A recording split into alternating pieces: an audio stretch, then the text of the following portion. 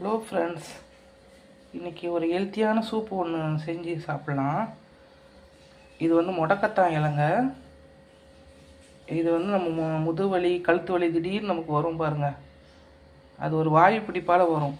ஒருத்தங்க என்ன சாப்பிட்டாலும் ஒன்றும் பண்ணாது. ஒரு சிலருக்கு வந்து வாயு பிடிப்பு உடனே காட்டும். அப்போது ஒரு ஜாயிண்ட், ஒரு முதுகுலையோ ஒரு கழுத்துலேயோ ஒரு வலி இருக்கும். அது நம்மளால் அசைக்கவே முடியாத அளவு இருக்கும். இது அந்த முடக்கத்தான் இலை வந்து 2 கைப்பிடி எடுத்திருக்கேன். இது வந்து 2 பேர் சாப்பிட்றதுக்கு. பூண்டு தோலோடு நீங்கள் எடுத்துக்கலாம், ஏன்னா நம்ம அரைச்சிட்டு கொதிக்க வச்சு வடிக்க தான் போகிறோம். தக்காளி பழம் 2 எடுத்து வச்சுருக்கேன். இந்த மேலே இருக்கிற அந்த இது மட்டும் எடுத்துருங்க, இந்த கட்டமாக இருக்கிற எடுத்துருங்க. இது பெருங்காயம், கட்டி பெருங்காயம் ஒரு 4 பீஸ் எடுத்திருக்கேன். மஞ்சத்தூள், மிளகு, சீரகம். இது வந்து உப்பு, இந்து உப்பு எடுத்திருக்கேன்.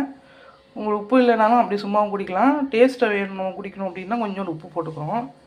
இப்போ எல்லாத்தையும் இதை அரைச்சிட்டு வந்துடலாங்க.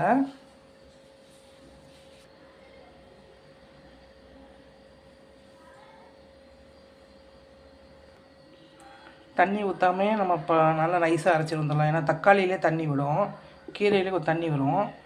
ஆனால் இதிலே இப்படி நைஸாக அரைச்சிட்டோம் தண்ணி விடாமல். இதில் இப்போ 2 கிளாஸ் தண்ணி ஊற்றி நம்ம கொதிக்க வைக்க போகிறோம்.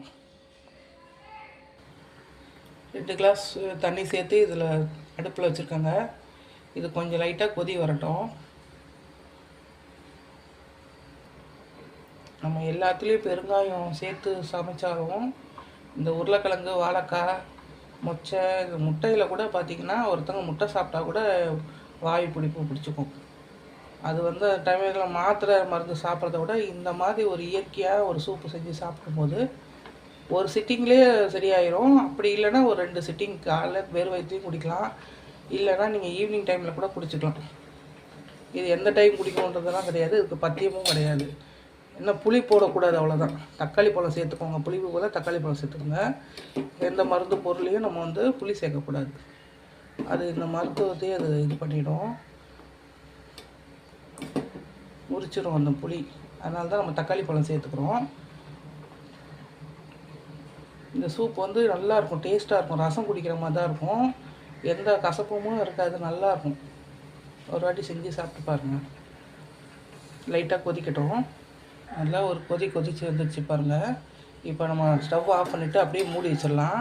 இந்த சூட்லேயே அது கொஞ்சம் நேரம் இருக்கட்டும். சூடு ஆறணுன்னா வெதப்பாக இருக்கும்போது நம்ம குடிச்சிக்கலாம். ஸ்டவ் ஆஃப் பண்ணிடலாம். சூப்பு ரெடி ஆகிடுச்சுங்க. கிளாஸில் வடிகட்டி வச்சுருக்கேன். நல்லா சூடாக இருக்குது. சூடு கொஞ்சம்